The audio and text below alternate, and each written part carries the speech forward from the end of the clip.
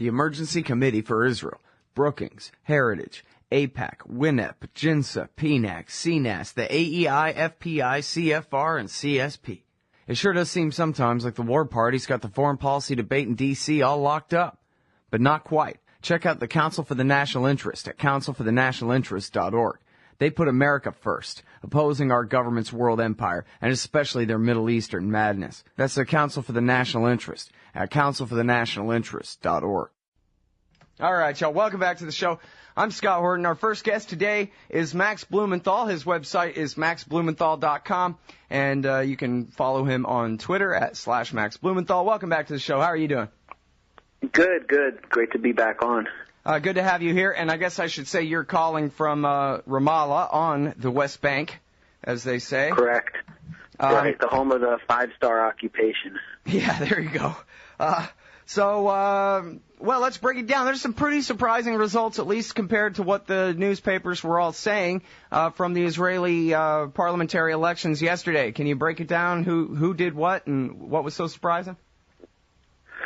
Okay, so I was going to kind of join the what was becoming conventional wisdom and predict that not only that kind of a right-wing upstart who had headed the settlers' political lobby, their official political lobby called the Yesh Council, a 40-year-old guy named Naftali Bennett, who is a religious nationalist, who's also very appealing to Israelis, actually doesn't live in a settlement, and who wants to annex 60% of the West Bank, make it part of Israel, basically make the settlements officially part of Israel proper, who wants to deny the Palestinians a state. That's part of his platform.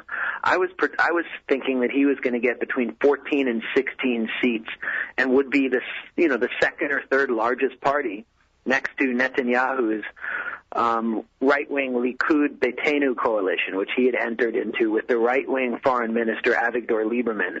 So I was basically ready to predict a solid right-wing, extreme right-wing bloc that would move into the governing coalition and really expose what Israel is to the outside world.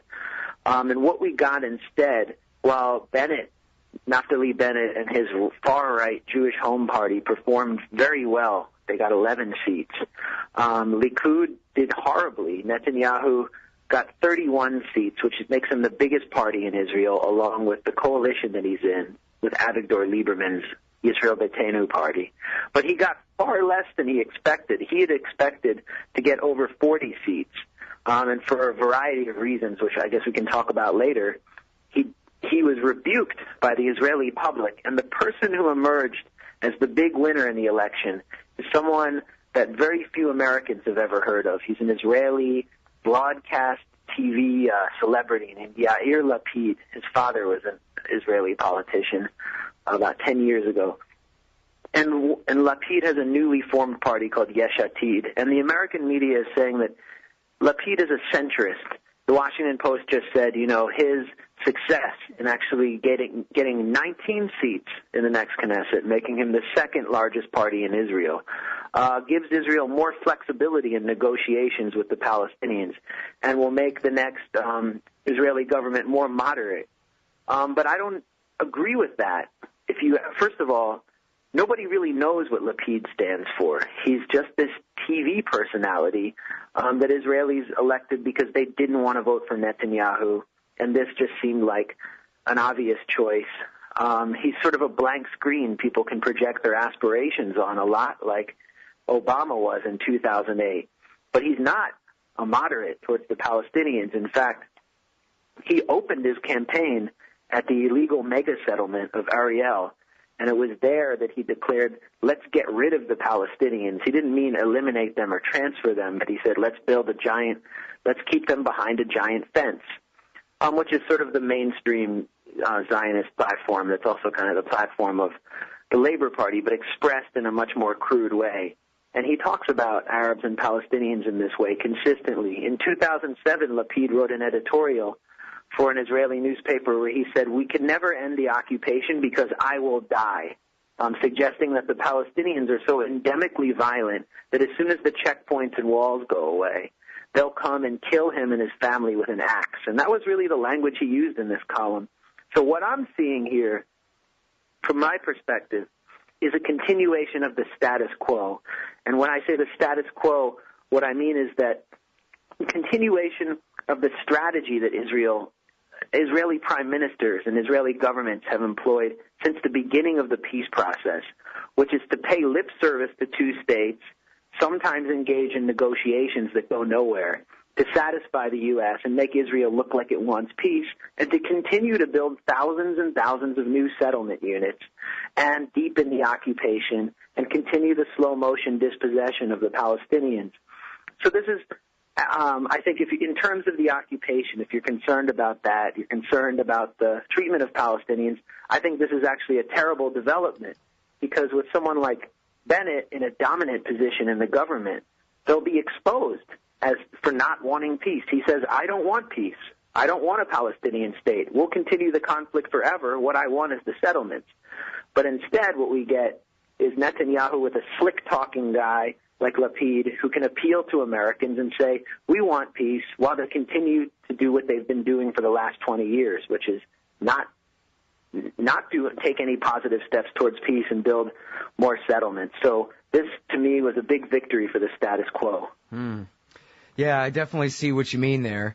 It's sort of, I mean, it's the opposite way with the hawk and the whatnot, but it's like the Democrats having Republican secretaries of defense or whatever to protect that flank. Well, here, Netanyahu is so right-wing, he needs somebody to join his coalition. It even works out better if he has a coalition with the so-called left and center-left, because he can keep on doing right what he wants. But, well, like in America, no one will care as long as it's he's got Democrats up there with him helping, you know? Yeah.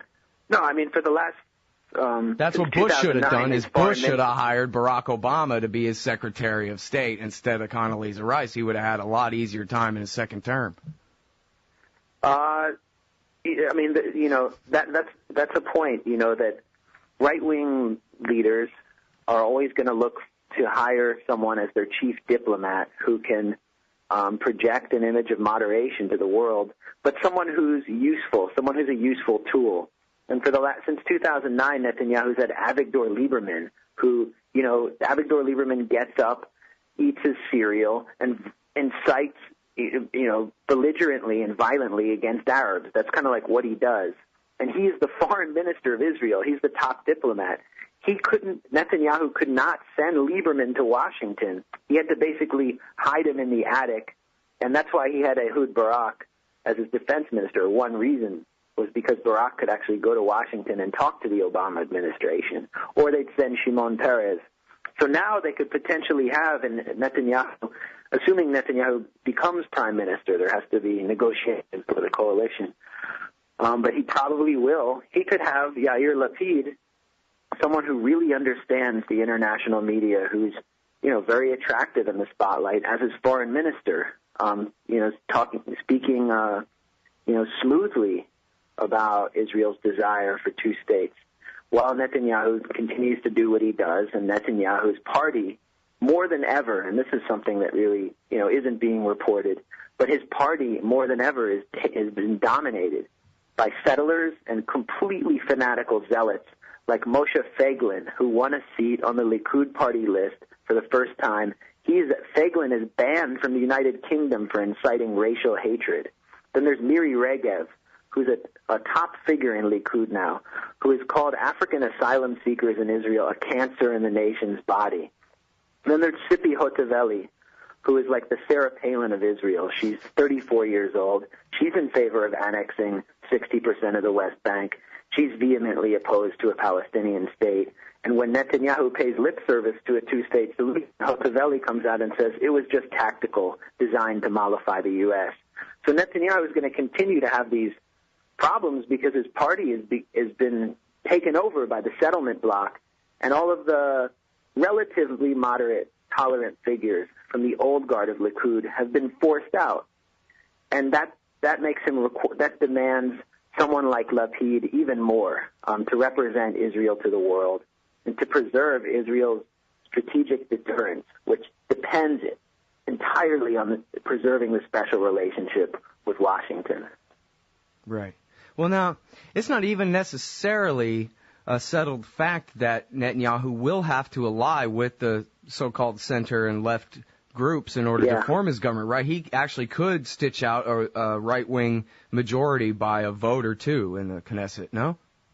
I think that would require him going to ultra-Orthodox parties, and that would weaken him politically, because there's a massive amount of resentment in Israeli society, including among religious nationalists, among the ideological settlers, for the ultra-Orthodox, because they don't perform national service or participate in the army. They're exempt from conscription, and they take up a lot of state funding. So a lot of the campaign ads you saw around Israel from different parties, like from the Kadima party, for instance, would list the meager salary that a conscripted soldier gets versus how much the average ultra-Orthodox citizen takes from the state, since they don't really work. And so, to capitalize on this resentment, there's no one better than Yair Lapid from the Yesh Atid party, because Lapid's only clear position was to force the ultra-Orthodox to perform national service or join the army. And that also happens to be a position of the party I mentioned, Jewish Home, the far-right party of the pro-settler Naftali Bennett. Right. So they make ideal coalition partners for Netanyahu, and he'll be able to avoid bringing in the ultra-Orthodox.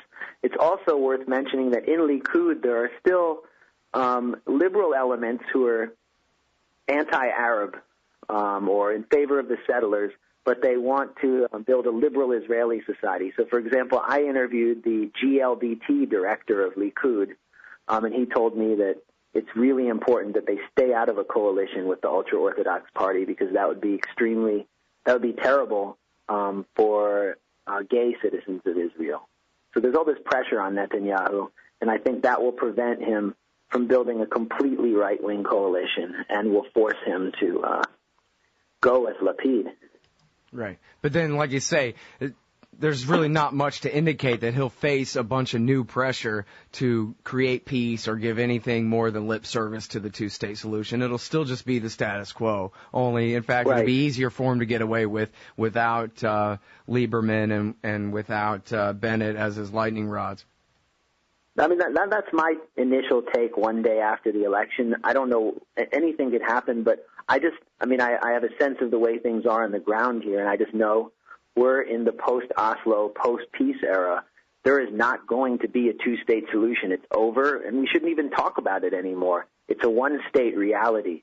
So the question is how Israel, which controls the lives of every single person between the river and the sea, including millions of Palestinians who are not allowed to vote in these elections, the question is how Israel goes about managing this one-state reality. And Benjamin Netanyahu, he's written this as early as 1993 in his first book, A Durable Peace, that Israel's goal should not be to settle the conflict.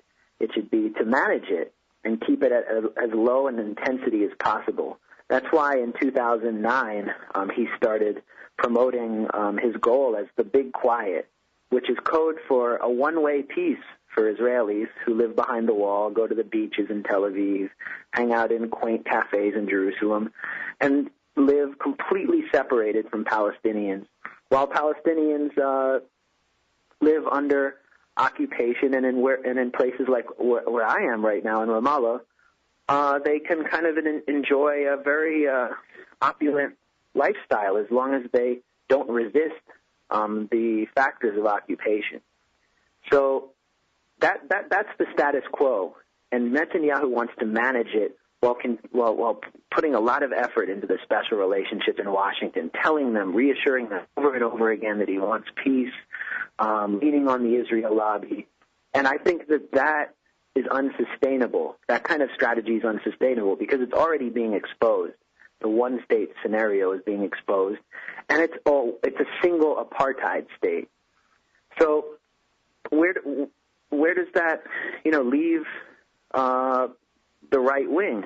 The only challenge to the status quo, the most serious challenge to the status quo in Israel, is coming from the settlers and coming from right-wingers like Naftali Bennett, who openly oppose a Palestinian state, want the Palestinian Authority to be disbanded and want to annex the part of the West Bank where all the settlements are, which is already under Israeli control, and place the entire West Bank under a full Israeli security umbrella, meaning Israel could come back into cities like where I am now, which is, controlled by Palestinian Authority security forces who coordinate with Israel. They're like the subcontractors of the occupation. But to bring the occupation back and give Palestinians in these cities both like Jordanian citizenship, while the Palestinians who live in the rural areas near the settlements get Israeli citizenship since there are so few of them.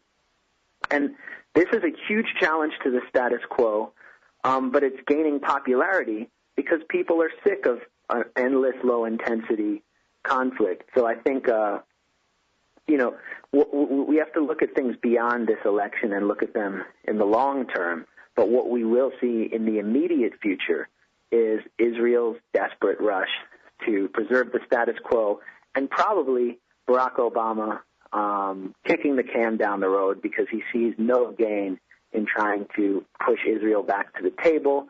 I think they know in the State Department that there never will be a two-state solution. And so it's up to Obama to really ignore this issue as much as possible. Right. Yeah, because he can't do a thing about it. So now you're telling me really there's no star, no one with any real influence in Israeli politics who says everybody knows we got to close down these settlements and give up the West Bank. It doesn't belong to us. No one. I interviewed the number 2 in the Labor Party. The person was the second, is listed second on the Labor Party's parliamentary list. His name is Isaac Herzog, or Bougie Herzog. He's considered like a liberal Zionist. And he told me straight up, the Labor Party favors annexing the major settlement blocks, which means, they favor bringing between 200 and 300,000, maybe more, settlers into Israel proper. The major settlement blocks lay on top of the Palestinian aquifer, denying Palestinians 85% of their own water rights. They cut deep into the West Bank. And the Labor Party, which is, the major left-of-center party in Israel, has declared their intention to annex this area. So it's not that dramatically different from what Bennett is proposing. What the religious right is proposing. Yeah, it's just the rate. They just want to evacuate some of the wacko ideological settlements that are further out in Hebron or Nablus and give the Palestinians kind of like a Bantustan state. So that's not going to work either. And I've heard similar rhetoric from some figures in the Meretz Party, which is the furthest left-wing party within the Zionist spectrum.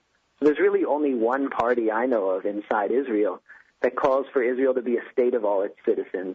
In other words, to give equal rights to non-Jews and to end the occupation. And that's the Balad Party, the party of Hanin Zoabi. It's a Palestinian party. Hanin Zoabi's, many of your listeners might recognize her. She was the Israeli lawmaker who was on the Mavi Marmara on the flotilla and was attacked in the Knesset when she returned.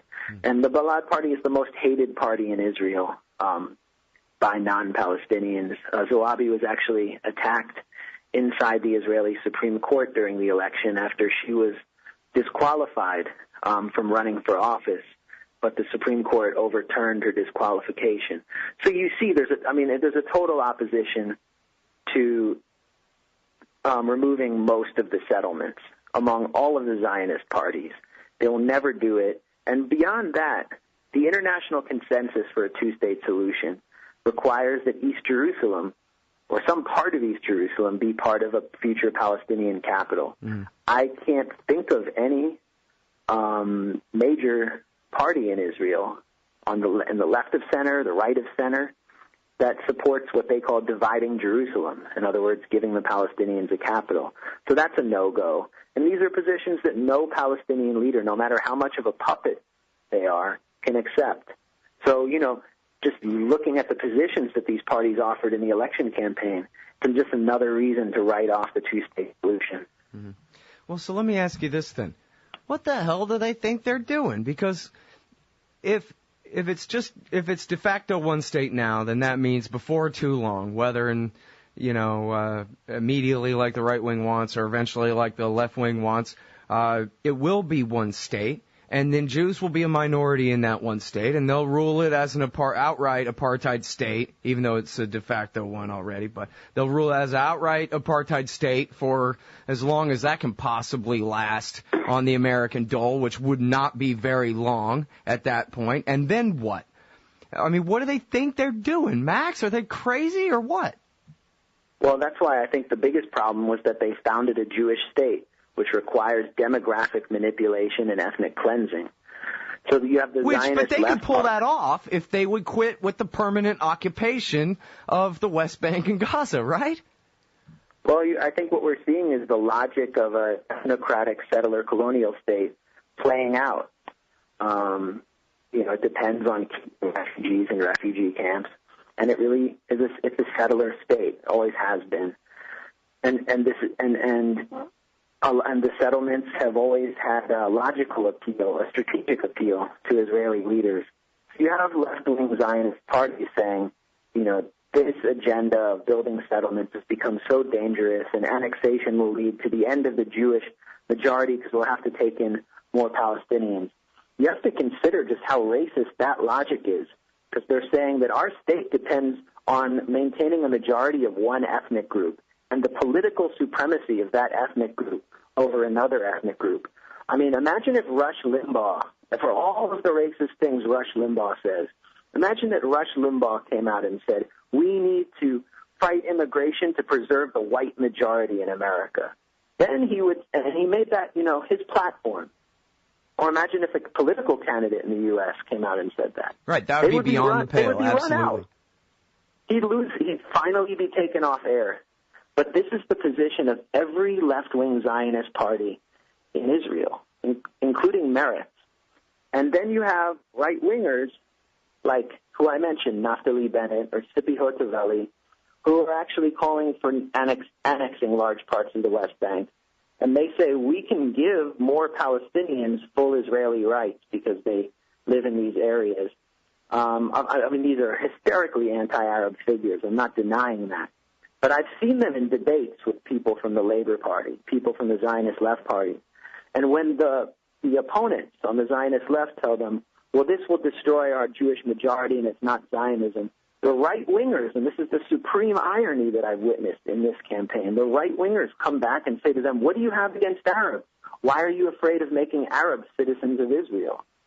And so the racism of the Zionist left in Israel has been exposed through their opposition to taking in more Arab citizens through annexation. Of course, I think annexation itself will lead to catastrophic circumstances.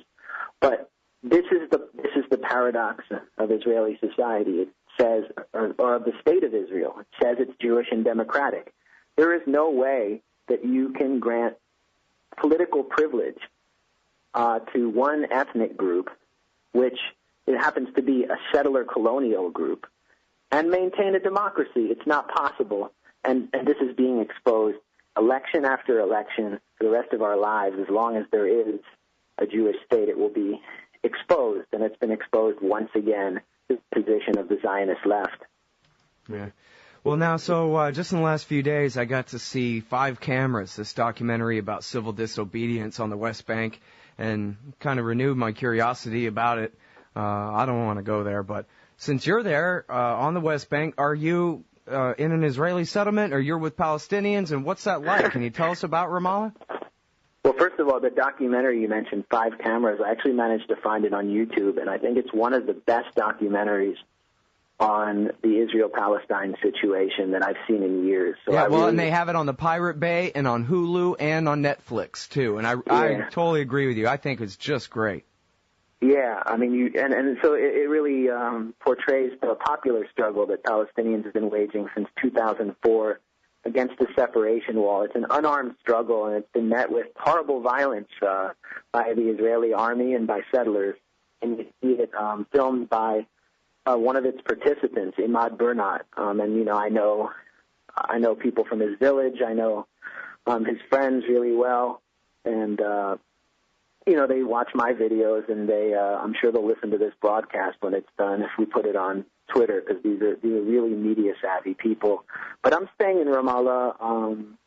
It's a Palestinian city. It's kind of considered the Paris of the West Bank. There's a lot of bars and nightclubs here. It's surrounded by checkpoints and settlements, but once you're in the city, you feel like you're in this really cosmopolitan city in the Arab world.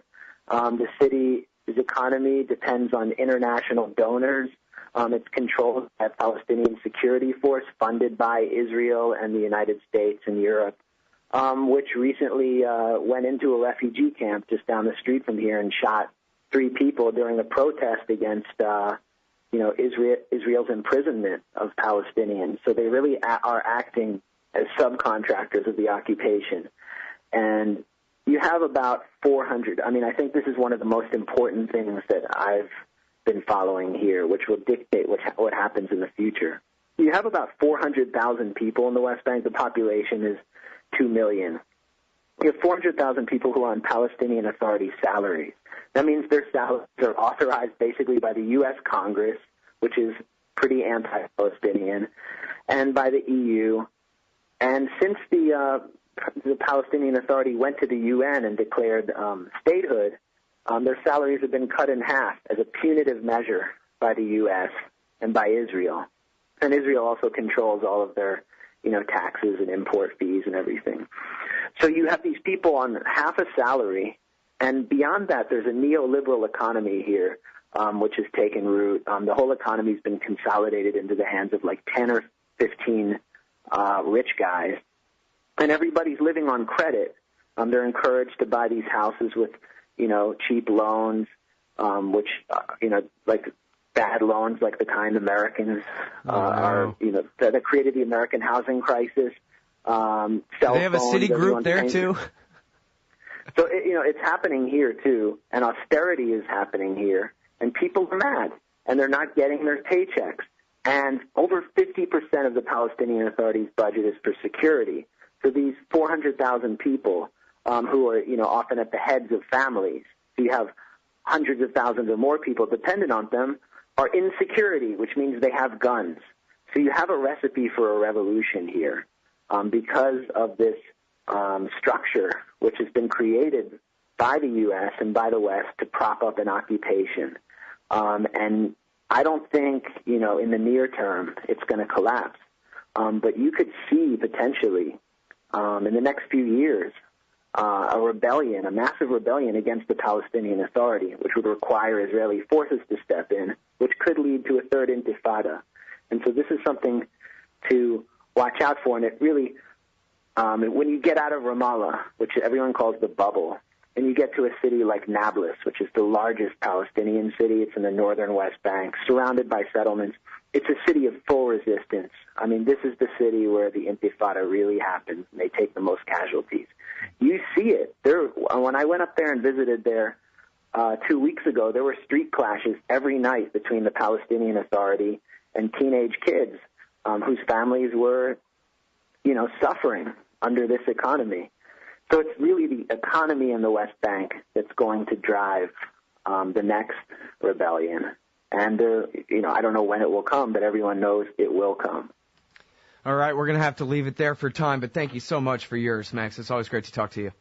Yeah, thanks for having me on, Scott. All right, everybody, that is the great Max Blumenthal. He's a fellow at the Nation Institute, writes for the Nation magazine. His website is maxblumenthal.com, and you can follow him on Twitter at /MaxBlumenthal. Hey, y'all, Scott Horton here, inviting you to check out wallstreetwindow.com. It's a financial blog written by former hedge fund manager Mike Swanson, who's investing in commodities, mining stocks, and European markets. Wall Street Window is unique in that Mike shows people what he's really investing in and updates you when he buys or sells in his main account. Mike thinks his positions are going to go up because of all the money the Federal Reserve is printing to finance the deficit. See what happens at wallstreetwindow.com. And Mike's got a great new book coming out, so also keep your eye on writermichaelswanson.com for more details. Man, you need some Liberty stickers for the back of your truck. At LibertyStickers.com, they've got great state hate, like Pearl Harbor was an inside job. The Democrats want your guns. U.S. Army, die for Israel. Police brutality, not just for black people anymore. and government school, why you and your kids are so stupid. Check out these and 1,000 other great ones at libertystickers.com. And of course, they'll take care of all your custom printing for your band or your business at thebumpersticker.com. That's libertystickers.com. Everyone else's stickers suck. Hey everybody, Scott Horton here, inviting you to check out the Future Freedom Foundation at fff.org. They've got a brand new website with new and improved access to more than 20 years worth of essays promoting the cause of liberty. And FFF's writers, including Jacob Hornberger, Jim Bovard, Sheldon Richmond, Anthony Gregory, Wendy McElroy, and more, aren't just good. They're the best at opposing and discrediting our corrupt overlords in Washington and their warfare, welfare, regulatory police state. That's the Future Freedom Foundation's new and improved site at fff.org. Hey ladies, Scott Horton here. If you would like truly youthful, healthy, and healthy-looking skin, there is one very special company you need to visit, Dagny & Lane at dagnyandlane.com. Dagny & Lane has revolutionized the industry with a full line of products made from organic and all-natural ingredients that penetrate deeply with nutrient-rich ionic minerals and antioxidants for healthy and beautiful skin. That's Dagny & Lane at dagnyandlane.com. And for a limited time, add promo code SCOTT15 at checkout for a 15% discount. So you're a libertarian, and you don't believe the propaganda about government awesomeness you were subjected to in 4th grade. You want real history and economics. Well, learn in your car from professors you can trust with Tom Woods' Liberty Classroom. And if you join through the Liberty Classroom link at scotthorton.org, we'll make a donation to support The Scott Horton Show. Liberty Classroom, the history and economics they didn't teach you.